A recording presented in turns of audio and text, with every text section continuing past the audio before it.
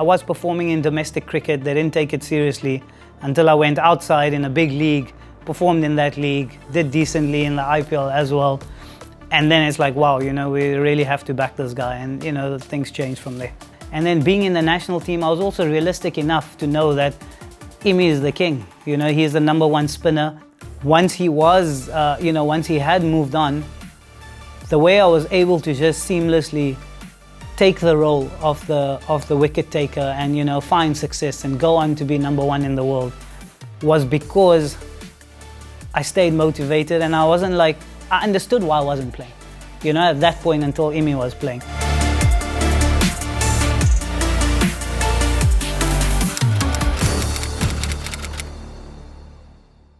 '21 T20 World Cup, we did relatively well. 2022, we messed up. You know, we had a strong team.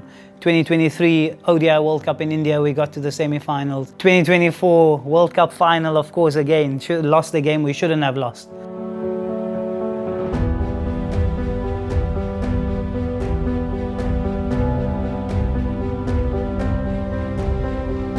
You know, when Heinrich Klaassen came in, started smashing the ball around, we basically had the game won, you know. I like to speak about things how they are. It's no use sugarcoating things. We should have won that game. And of course, I'm sure the Indian players also thought that the game was gone. I think it's a feeling that people that have played the game or, you know, any type of sports can only understand that if we lost that game by 100 runs, for example, it would be a lot easier to take. But the way you lose the game, you know, when you think you're in the game and it's a close game and then you lose it, it hurts a lot more. So had we been bowled out for 120 runs or 100 runs, or India batted first and scored 240 against us, you know, that loss is a lot easier to take versus a game that realistically you should be winning, you know. So I don't think anybody, not South Africans, even I think people in India would not have thought that South Africa is not going to win that game. There's been times when I've laid in bed at night, even now, like think something stupid like when Jasprit Bumrah was bowling. I mean, it's not my position to make those decisions, but I sit there and like, why didn't I just put my pads on and say, Coach, I'm going in just to block this over. So even if he gets me out, at least we have Marco Jansen still left behind and a couple of batters left behind. The whole point was to waste that over so he could have taken my wicket. It wouldn't have made a difference. But obviously, those are stupid things you think about afterwards, you know.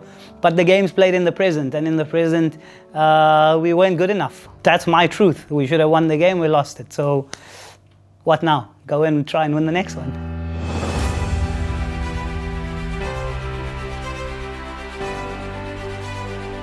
Obviously, I haven't been part of the test stuff much. I've only played 2 test matches.